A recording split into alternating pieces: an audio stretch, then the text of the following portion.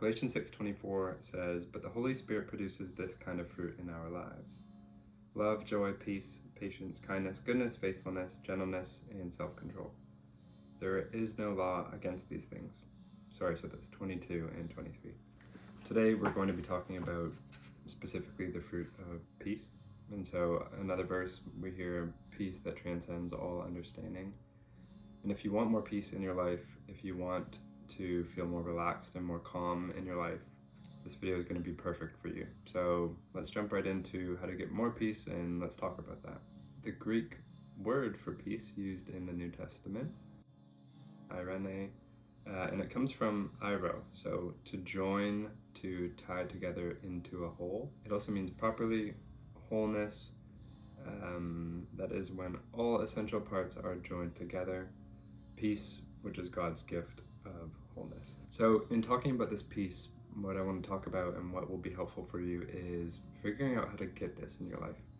Because being whole, being proper, being at peace, being relaxed and comfortable and calm and not stressed is really important. And I'm sure you and everyone you know really wants that. And so that's why I wanted to kind of get into that today. And so what we're going to do, we're going to go basically word by word through this definition and just examine what it looks like to get this peace based on how the Greek word breaks down. The first part of the definition is to join. What this looks like in the context of peace, and what this looks like to join in the context of your life, is essentially to bring the parts of yourself together that are fighting against each other.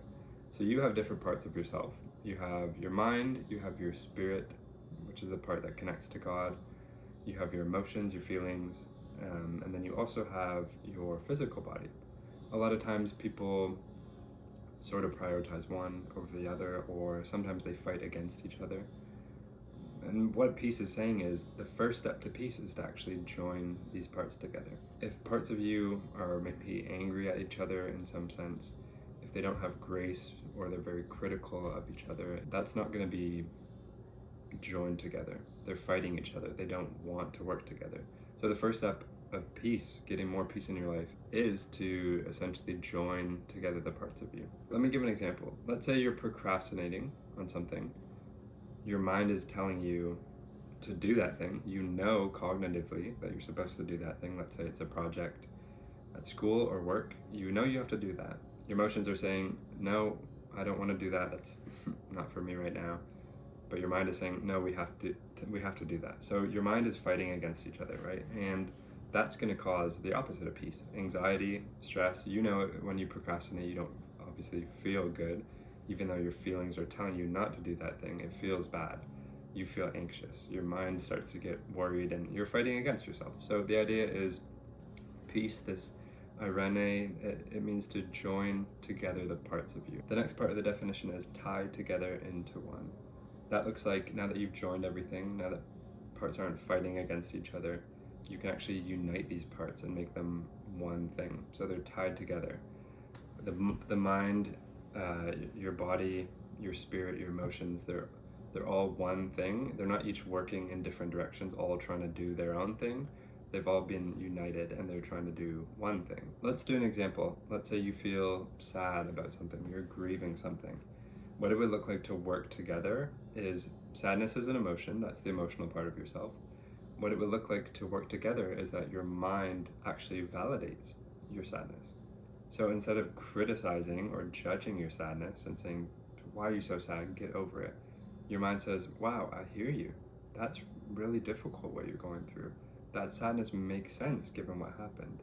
When we do this in all sorts of ways, there are lots of different combinations. Your spirit might validate your emotions. Your emotions might actually align with your body after exercise and you feel good. When we tie things together into one, that's gonna bring peace because we're not fighting against each other. We did the first step, we forgave.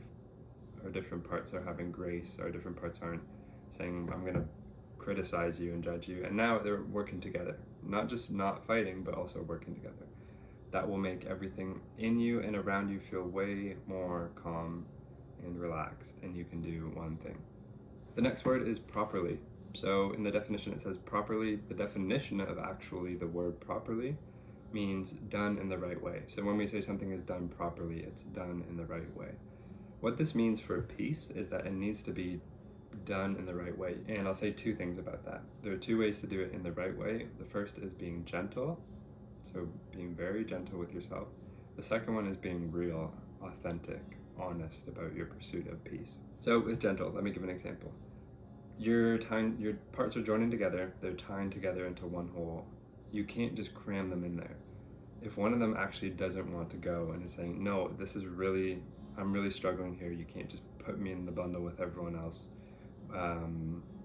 it's not going to work. You're just going to be anxious. You're going to just be trying to fit that into a hole it doesn't fit into. What you need to instead do is be patient, be gentle. The peace takes time. It doesn't just happen overnight. Next up, peace done properly, as I said, means being authentic or being honest with yourself. So for myself, I used to think peace was just acting calm. If I was going through a stressful situation over the course of maybe exam season at school, I thought peace would just mean acting calm, having a calm demeanor, just convincing myself that, no, I'm fine, I'm not nervous, I'm not worried about that exam. But the truth is that okay, maybe I felt calm in some sense, but underneath my body in that sense was taking the extra stress. And so the pressure on my heart, the pressure on my sleep, that's where it went. So maybe, sure, I was telling myself I was calm emotionally, even mentally, but it came out in my body. And so the idea with peace is you cannot do it by lying to yourself. You can't say, yeah, I'm fine over here, but then you're actually just pushing everything to a different part of yourself and it's not showing right away.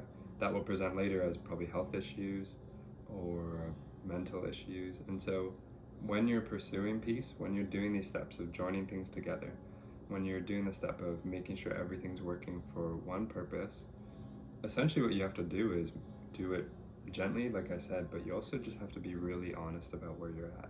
The last word in the definition of peace is wholeness. And so what it means to be whole in the sense of peace is that we're one person. We don't change our behavior for different situations. We don't change who we are when no one's looking.